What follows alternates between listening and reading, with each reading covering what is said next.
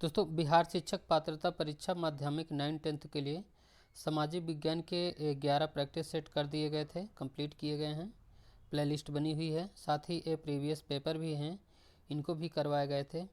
लेकिन साथ ही में जो डिस्कशन वाले क्वेश्चन दिए होते हैं पीछे आंसर की के साथ, तो इसमें ढेर सारे इम्पोर्टेंट टॉपिक छूट गए थे, तो उसे हम लोग इस वीडियो में कवर कर लेते हैं। इसके पहले हमने पहला और दूसरे सेट का कंप्लीट वीडियो तैयार कर लिया है। आज ये तीसरे सेट के जितने भी टॉपिक छूटे हुए थे हम लोग कवर कर लेते हैं। तो देखते हैं क्या क्या इसमें पॉइंट छूट गए थे। कुफरी चमत्कार आलू फसल की जाति है। आलू की अन्य जाति कुफरी, अलंकार, कुफरी बहार आदि। आलू ठंडे मौसम की फसल है जो कुछ विशेष परिस्थितियों में सबसे अच्छी तरह से उगती है। इनमें शामिल है जलवायु, मिट्टी, पानी, प्रकाश, तापमान। उत्पादकता की दृष्टि से नालंदा, पटना व वैशाली अग्रणी जिले हैं। खरीफ फसल अलसी जो है वो खरीफ की फसल नहीं है। खरीफ की जो फसलें हैं वो मानसून फसलें भी कहलाती हैं। यह जून या जुलाई में बोई जाती हैं और अक्टूबर नवंबर में काटी जाती हैं। उन्हें अंकुरण के लिए गर्म परिस्थितियों और विकास के लिए ठंडी जलवायु की आवश्यकता होती है। इन्हें विकास के लिए गर्म जलवायु और पानी की भी अधिक आवश्यकता होती है। खरीफ फसलों के कुछ उदाहरण हैं चावल, मक्का, ज्वार, बाजरा, रागी, अरहर, सोयाबीन, मूंगफली, कपास और मूंग। रबी फसलें शीतकालीन फसलें हैं जिन्हें अक्टूबर नवंबर में बोई जाती हैं और मार्च अप्रैल में काटी जाती हैं। रबी फसलों के उदाहरण हैं जौ, गेहूं, जौ, चना और सरसों।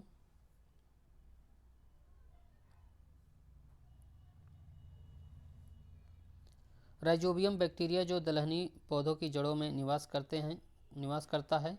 यह नाइट्रोजन स्थिरीकरण करता है। राइजोबियम एक महत्वपूर्ण नाइट्रोजन स्थिरीकरण करने वाला जीवाणु है। जैव उर्वरक के रूप में उपयोग किए जाने वाले सूक्ष्म जीव हैं राइजोबियम, एजोटोबैक्टर, एजोस्पेरिलियम।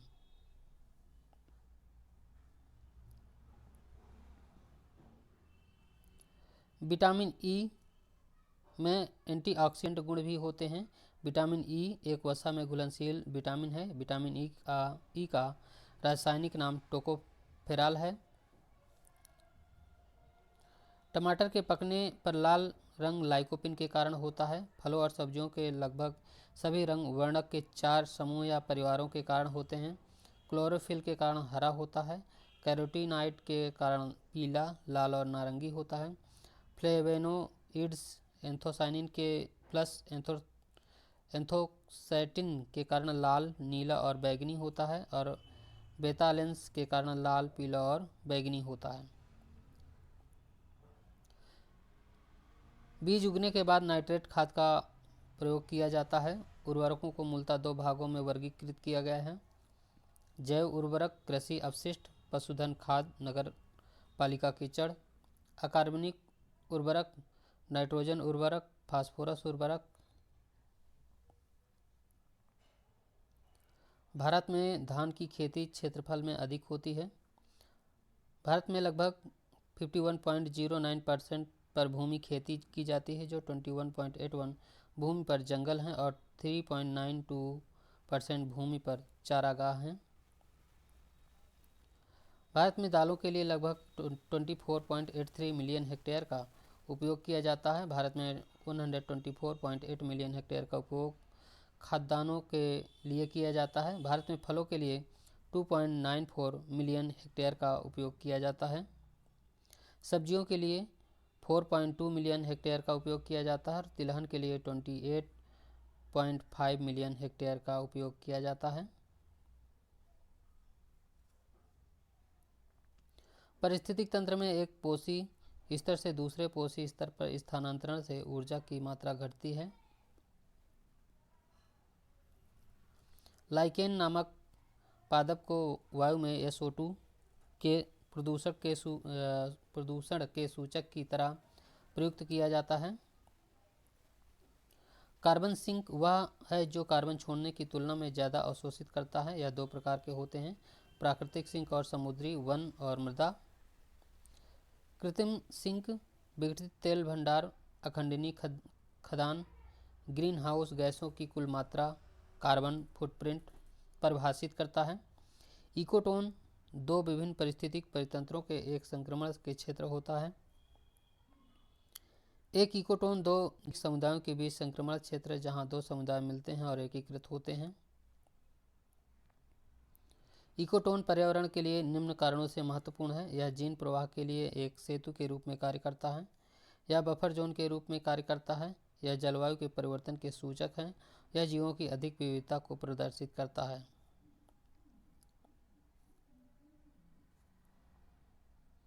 जीवमंडल बायोस्फीयर के संगठन के विभिन्न स्तरों का सही क्रम है: जीव, जनसंख्या, पारिस्थितिक तंत्र और जीवमंडल।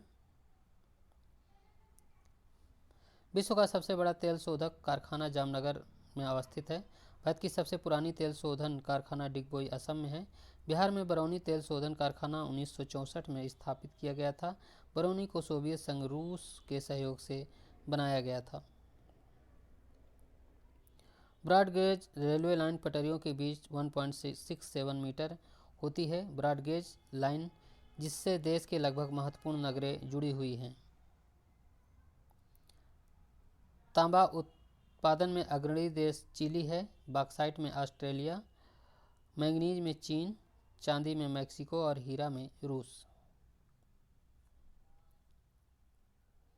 सोनमर्ग जम्मू कश्मीर में अवस्थित है। सोनमर्ग पर्वतीय पर्यटक स्थल सिंधु नदी के किनारे स्थित है। सोनमर्ग, गुलमर्ग, पहलगाम जम्मू कश्मीर आदि प्रमुख पर्वतीय स्थल हैं। नैनीताल उत्तराखंड में स्थित है। हिमाचल प्रदेश में डलहौजी, शिमला, कसौली आदि प्रमुख पर्वतीय स्थल हैं। कपास का जन्मभूमि भारत है। भारत में हड़प्पा सभ्यता में कपास की खेती का प्रमाण मिलता है। भारत का प्राचीनतम उद्योग सूती वस्त्र उद्योग है। सरकारी राजस्व वितरण को नियंत्रण करने का प्राधिकार वित्त मंत्रालय है। वित्त मंत्रालय द्वारा वार्षिक वित्तीय विवरण तैयार किया जाता है। वित्त मंत्री राष्ट्रपति के नाम से संसद में बजट पेश करता है। चौथे पंचवर्षीय योजना में जीवन निर्वाह स्तर के उन्नयन का लक्ष्य रखा गया था। चौथे पंचवर्षीय योजना की अवधि 1669 से 94 तक के मध्य 74 तक चलाया गया। पांचवी पंचवर्षीय योजना के दौरान गरीबी उन्मूलन का भी नारा दिया गया। संविधान की वर्णित लोक लेखा समिति में 22 सदस्य होते हैं। इनमें 15 सदस्य लोकसभा, 7 सदस्य राज्यसभा से लिए जाते हैं। लोकसभा अध्यक्ष लोक लेखा समिति के अध्यक्ष को मनोनीत करता है। इस समिति का अध्यक्ष विपक्ष के किसी सदस्य को बनाया जाता है। इसका कार्यकाल 1 वर्ष का होता है। यह समिति सरकार के वित्तीय लेन देन संबंधी विषयों की जांच करती है। इसका प्रमुख उद्देश्य सार्वजनिक व्यय के दुरुपयोग का एवं अनियमितता को संसद के समक्ष लाना। अनुच्छेद 108 के तहत राष्ट्रपति द्वारा संयुक्त अधिवेशन बुलाया जाता है।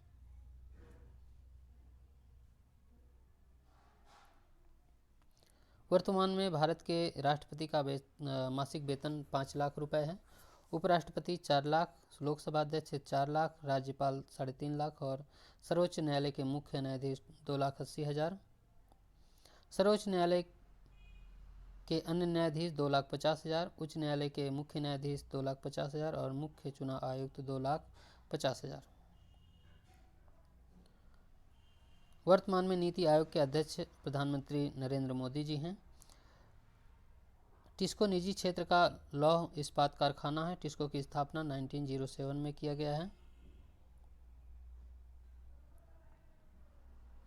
भारत का प्रथम बहुउद्देशीय नदी घाटी परियोजना डीवीसी है। डीवीसी की स्थापना 1948 में किया गया है। एयर इंडिया की स्थापना 1932 में जहांगीर रतनजी दादा भाई टाटा ने किया था। इंडियन एयरलाइंस के नाम से एयर इंडिया का राष्ट्रीयकरण 1953 में किया गया। भेल भारत हैवी इलेक्ट्रिकल लिमिटेड को नवंबर 1964 में निगमित किया गया। नीति आयोग के वर्तमान अध्यक्ष नरेंद्र मोदी हैं। नीति आयोग के पदेन अध्यक्ष प्रधानमंत्री होते हैं।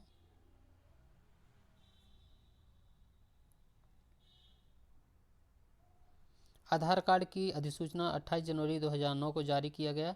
प्रथम आधार कार्ड 29 सितंबर 2010 को महाराष्ट्र में जारी किया गया। पैन कार्ड में 10 अंक होते हैं और समानता क्रेडिट कार्ड में 16 अंक होते हैं। देश रत्न डॉक्टर राजेंद्र प्रसाद दुग्ध उत्पादन सहकारी संघ लिमिटेड बरौनी में अवस्थित है। 6 मई 1992 को बरौनी डेयरी कॉमेट के प्रबंधन के अंतर्गत किया गया। सुधा डेयरी की स्थापना 1983 में किया गया है। आईएएस अधिकारी रामचंद्र सिन्हा ने सुधा डेयरी की स्थापना किया। भारत में श्वेत क्रांति के जनक वर्गीज कुरियन हैं। नाजी पार्टी जर्मनी देश में कार्य करती थी। नाजी पार्टी हिटलर के नेतृत्व में जर्मनी में संचालन होता था। फासिज्म मुसोलिनी द्वारा इटली में संचालन होता था। मीन कैंप था है।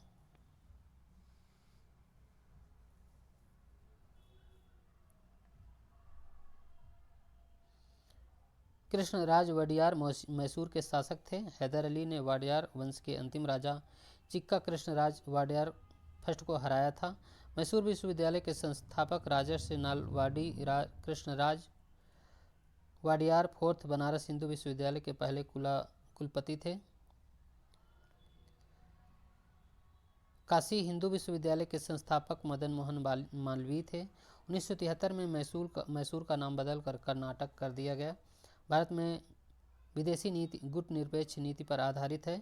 गुट निरपेक्ष नॉन अलाइनमेंट का अर्थ होता है किसी भी गुट में शामिल न होना। 1961 ईस्वी में ही बेलग्रेड में गुट निरपेक्ष देशों का प्रथम शिखर सम्मेलन आयोजित हुआ था। 4 मई 2020 को अजरबैजान की अध्यक्षता में गुट निरपेक्ष समूह के एक वर्चुअल सम्मेलन का आयोजन किया गया था। नाम की स्थापना जवाहरलाल नेहरू, मार्शल टीटो और कर्नल नासिर के योगदान सबसे महत्वपूर्ण है।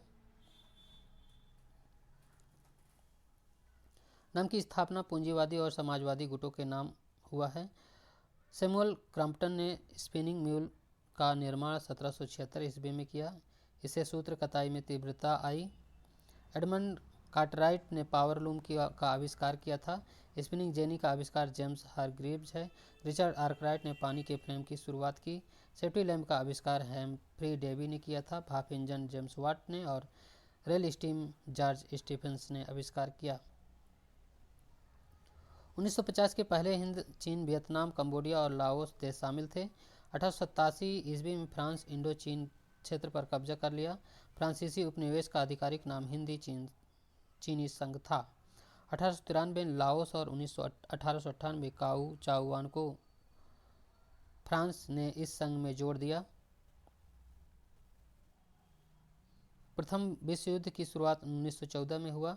28 जून 1914 को ऑस्ट्रिया के राजकुमार फर्डिनांड और उसकी पत्नी सोफिया की हत्या कर दी गई।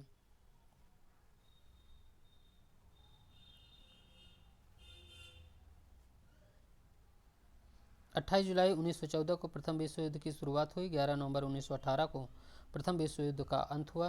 पेरिस में प्रथम विश्व युद्ध के बाद पेरिस शांति सम्मेलन का आयोजन हुआ।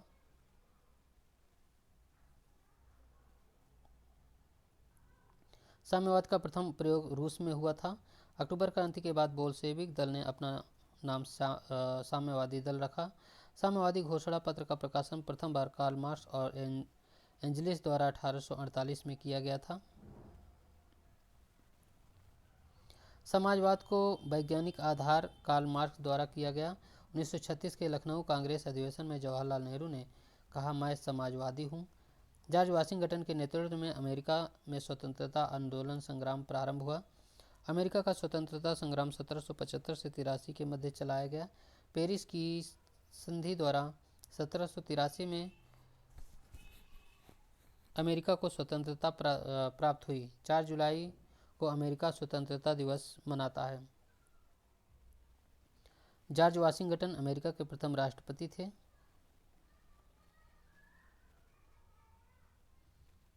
भारत आने वाला प्रथम यूरोपियन कंपनी पुर्तगाली था।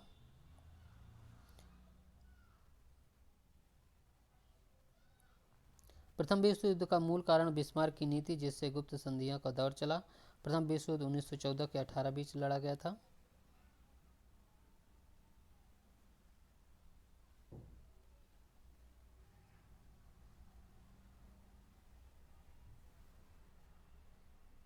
साम्यवादी घोषणा पत्र के लेखक कार्ल मार्क्स हैं।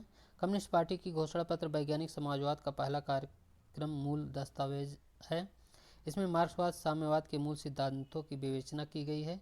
दस्तावेज वैज्ञानिक कम्युनिज्म के सिद्धांत के प्रवर्तक कार्ल मार्क्स और फ्रेडरिक एंगल्स ने तैयार किया। 21 जनवरी 1848 को प्रथम बार साम्यवादी घोषणा पत्र जर्मन भाषा में प्रकाशित हुआ। वैज्ञानिक समाजवाद के जनक कार्ल मार्क्स हैं। संविधान के अनुच्छेद 268 के अंतर्गत स्टाम्प शुल्क का प्रावधान किया गया। स्टाम्प ड्यूटी भारतीय स्टाम्प अधिनियम धारा 3 के तहत देय होता है।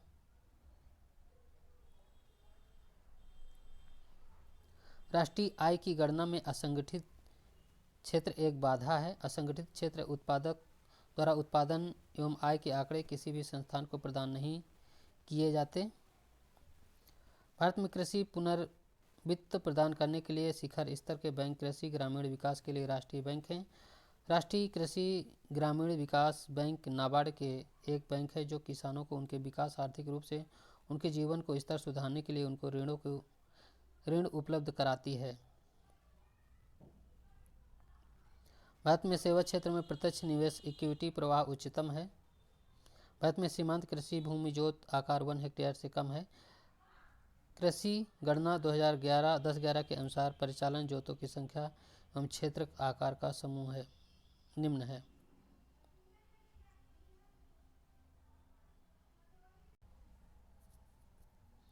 जोत की वर्गीकरण, जोत का आकार, सीमांत कृषि भूमि 1 हेक्टेयर से कम, छोटी जोत 1 से 2 हेक्टेयर, अर्ध माध्यम 2 से 4 और मध्यम 4 से 10 और बड़ी 10 हेक्टेयर से अधिक।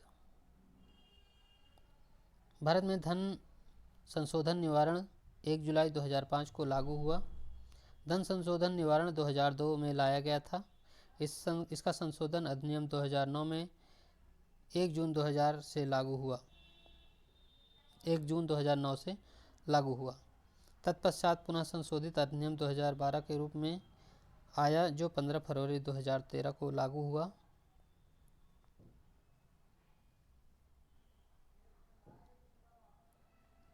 गुल्लक बच्चा बैंक पटना में है। गुल्लक बच्चा बैंक गरीब बच्चों का एक सामूहिक बैंक है। इसमें पटना के स्लम बस्ती के 500 से अधिक बच्चे अपनी बचत के 5 से 10 रुपये जमा कर सकते हैं। इन पैसों का अपनी शिक्षा के अलावा अन्य आकस्मिक जरूरतों के लिए इस्तेमाल करते हैं। यह बैंक बिहार सरकार के मानव संसाधन विकास विभाग की संस्था किलकारी बाल भवन के जरिए संचालित होता है। सक्षमता उपागम प्रोफेसर अमर्त्य सेन से संबंधित है। सक्षमता उपागम विकास 1980 के दशक में कल्याणकारी अर्थशास्त्र के वैकल्पिक दृष्टिकोण में हुआ। बनवाली हड़प्पा कालीन स्थल है जो हल्का टेराकोटा प्राप्त हुआ।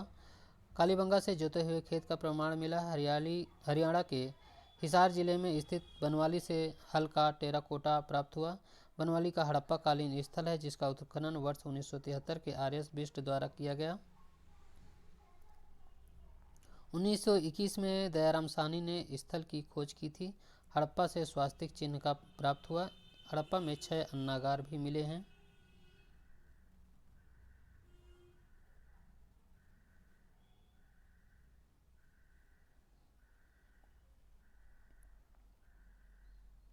चीनी यात्री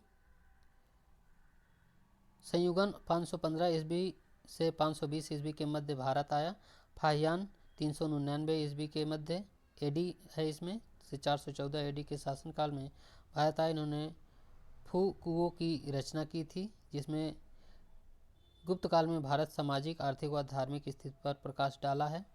इत्सिंग ये 7वीं शताब्दी में आए थे। जो अपृहत है ऐसी भूमि जो जंगली होती है। सिल बिना जोती हुई भूमि, गोचर चारागाह भूमि और वास्तु मकान बनाने के योग्य भूमि और क्षेत्र खेती योग्य भूमि। भुवन पहाड़ियाँ मेघालय पठार का अंश नहीं है।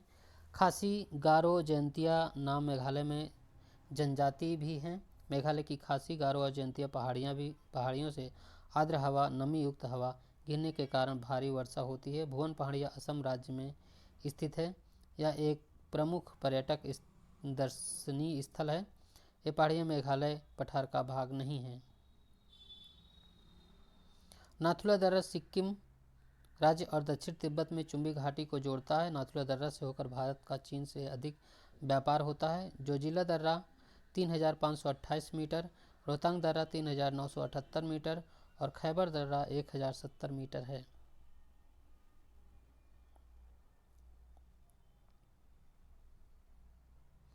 भारत के उत्तर प्रदेश राज्य को चीनी का कटोरा कहा जाता है। क्यूबा को चीनी का कटोरा कहा जाता है। चीनी का सबसे अधिक उपभोग करने वाला देश भारत है। उत्तर प्रदेश का देश में गन्ना उत्पादन में प्रथम स्थान है, इसलिए इसे भारत का चीनी का कटोरा कहा जाता है। चीनी मिलों की संख्या 187 है, जिसमें सबसे ज़्यादा महाराष्ट्र में है। तांबा उत्पादन में चिली प्रथम स्थान पर है। जिप्सन और लौह उत्पादन में चीन का प्रथम स्थान है। भारत में आब्रक का उत्पादन आंध्र प्रदेश में होता है। आंध्र प्रदेश उत्पादन में नेल्लौर, पलामू, खेड़ा, कटनी, जबलपुर, बालाघाट आदि महत्वपूर्ण क्षेत्र हैं।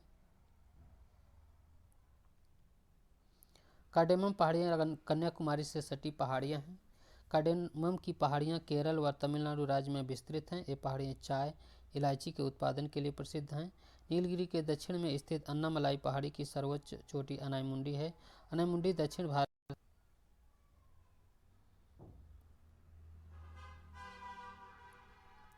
गिरनार पहाड़ी पर चाय बागान नहीं है। गिरनार पहाड़ी जैन धर्म का सिद्ध क्षेत्र है। जैन धर्म के 22वें तीर्थंकर अरिष्टनेमी ने कठोर तपस्या कर यहीं निर्वाण प्राप्त किया। भारत में उत्तम किस्म की चाय दार्जिलिंग में होती है। असम भारत का सबसे बड़ा चाय उत्पादक राज्य है। भारत में सबसे अधिक वन वाला राज्य मध्य प्रदेश है। इसे हृदय प्रदेश, सोया प्रदेश, टाइगर प्रदेश आदि के नाम से जाना जाता है। मध्य प्रदेश राज्य भारत के कुल वन क्षेत्र का 11.22% वन आच्छादित करता है।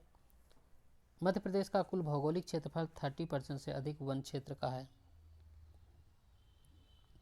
भारत के 5 राज्य जहां सबसे ज़्यादा वन हैं: मध्य प्रदेश, अरुणाचल प्रदेश, छत्तीसगढ़, ओडिशा और महाराष्ट्र।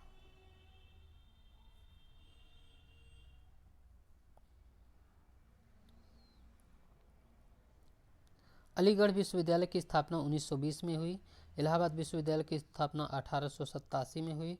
बनारस हिंदू विश्वविद्यालय 1916 में हुई और मैसूर विश्वविद्यालय 1916 में, पटना विश्वविद्यालय 1917 में। भारतीय परिषद एक्ट 1909 के द्वारा मुसलमानों के लिए एक अलग निर्वाचन मंडल की व्यवस्था की गई। तिरंगे को राष्ट्र ध्वज के रूप में 1929 ईस्वी में लाहौर के अधिवेशन में स्वीकार किया गया। लाहौर कांग्रेस अधिवेशन में यह निर्णय लिया गया कि प्रत्येक 26 जनवरी को झंडा फहराएंगे। 31 दिसंबर 1929 को लाहौर के रावी नदी के तट पर तिरंगा फहराया गया। संपूर्ण देश में 26 जनवरी 1930 को सर्वप्रथम स्वाधीनता दिवस मनाया गया। इस दिन ऐतिहासिकता प्रदान करने के लिए 26 जनवरी 1950 ईस्वी को संविधान लागू किया गया। स्वामी दयानंद सरस्वती 1875 में आर्य समाज की स्थापना बम्बई में की। 1877 से आर्य समाज का मुख्यालय लाहौर में को बनाया गया। आर्य समाज के 10 प्रमुख सिद्धांत थे। स्त्री शिक्षा आर्य समाज का महत्वपूर्ण सिद्धांत माना जाता है।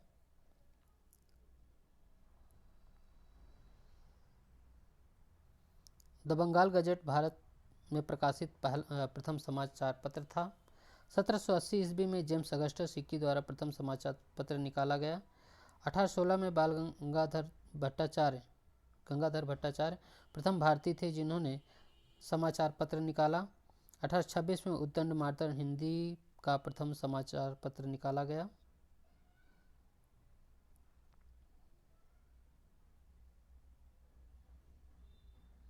अनुच्छेद 79 में संसद का उल्लेख है। 80 के अंतर्गत राज्यसभा का गठन है और 81 में लोकसभा का गठन है। 84 के अंतर्गत संसद सदस्य की योग्यता से संबंधित है। राज्यसभा के सदस्य राज्य विधान परिषद का सदस्य बनने हेतु 30 वर्ष निर्धारित की गई है।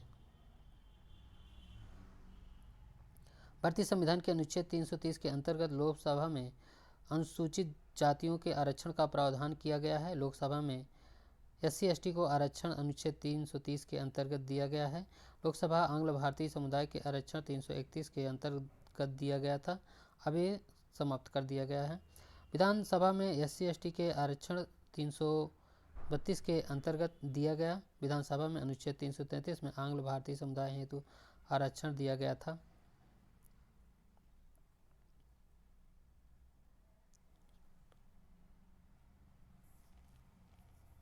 केंद्र सरकार में उच्चतम नागरिक सेवा अधिकारी मंत्रिमंडल सचिव होते हैं। वे सिविल सर्विसेज बोर्ड के पदेन अध्यक्ष होते हैं। भारतीय प्रशासनिक सेवा तथा भारतीय सरकार के नागरिक सेवा के प्रमुख होते हैं। कैबिनेट सचिव राजीव गौबा हैं। भारतीय संविधान के भाग 4 का अनुच्छेद 40 पंचायती राज से जुड़ा है। भारतीय संविधान के अनुच्छेद 40 में गांधीवाद दर्शन भारतीय संविधान में है। अनुच्छेद 280 के अंतर्गत वित्त आयोग का गठन का प्रावधान किया गया है। प्रथम वित्त आयोग केसी नियोगी की अध्यक्षता में 1951 ईस्वी में किया गया। भारत का महान्यायवादी की नियुक्ति भारत के राष्ट्रपति द्वारा किया जाता है। महान्यायवादी के लिए वही योग्यता की आवश्यकता होती है जो उच्चतम न्यायालय के न्यायाधीश के लिए। भारत के महान्यायवादी की नियुक्ति राष्ट्रपति द्वारा संविधान के अनुच्छेद 76 के अंतर्गत किया जाता है।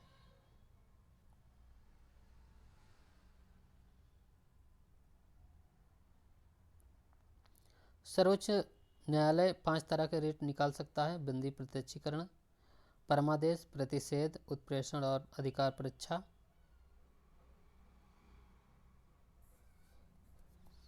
भारत में मतदान के लिए प्रयोग की जाने वाली मशीन वीवीपैट है। वीवीपैट का M3 संस्करण है। इसका फुल फॉर्म होता है voter variable paper audit trial. BPR का पूरा नाम होता है वेरीफाइएबल है, ये भी वेरीफाइएबल है, पेपर रिकॉर्ड। वीवीपैट का प्रणाली का प्रयोग सर्वप्रथम 2014 के आम चुनाव के 8 संसदीय क्षेत्रों में किया गया। वीवीपैट का प्रणाली का संपूर्ण गोवा राज्य के विधानसभा चुनाव 2017 में लागू किया गया। मॉन्ट्रियल प्रोटोकॉल 1987, रियो शिखर 1992, क्योटो शिखर 1997 और सतत विकास सम्मेलन 2002। विश्व पर्यटन दिवस 27 सितंबर, अंतर्राष्ट्रीय शांति दिवस 21 सितंबर, विश्व ओजोन दिवस 16 सितंबर और हिंदी दिवस 14 सितंबर।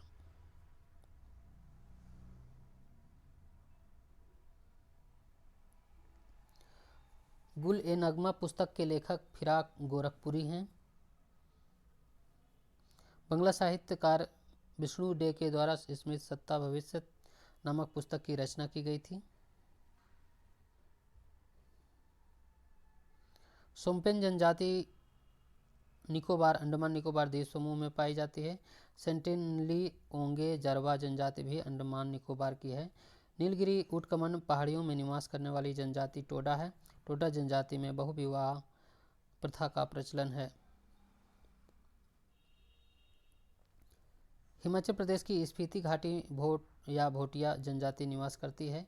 अमिनी देवी, कोया, मलिम्स, मेलाचेरी आदि जनजातियां लक्षद्वीप में निवास करती हैं।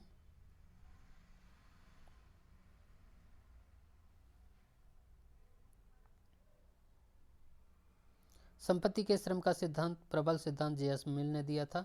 जेएस मिल का मत है कि संपत्ति श्रम के द्वारा अर्जित किया गया धन है जिस पर केवल पारिश्रमिक के रूप में कार्य करने वाले का अधिकार होता है। संपत्ति के श्रम के अनुसार धन श्रम का पुरस्कार है जो उसे श्रम करने के लिए प्रोत्साहित और प्रेरणा का कारण है। वर्तमान में भारत में संपत्ति का अधिकार अनुच्छेद 300 के अधीन कानूनी अधिकार मात्र है। जॉन लॉक एवं थॉमस हॉब्स ने राजस्व सिद्धांत का प्रतिपादन किया। जे रूसो व्यक्तिगत स्वतंत्रता के प्रबल समर्थक थे। उन्होंने लिखा है कि मानव स्वतंत्र पैदा हुआ है लेकिन वह सर्वत्र बंधनों से बंधा हुआ है। तो दोस्तों इस तरह से आज ये प्रैक्टिस सेट का जो कुछ क्वेश्चन थे हमने कुछ पॉइंट कंप्लीट कर लिए हैं। अब आगे इसके बाद आपका 4th सेट प्रोवाइड किया जाएगा। दोस्तों पूरा वीडियो देखने के लिए बहुत बहुत धन्यवाद।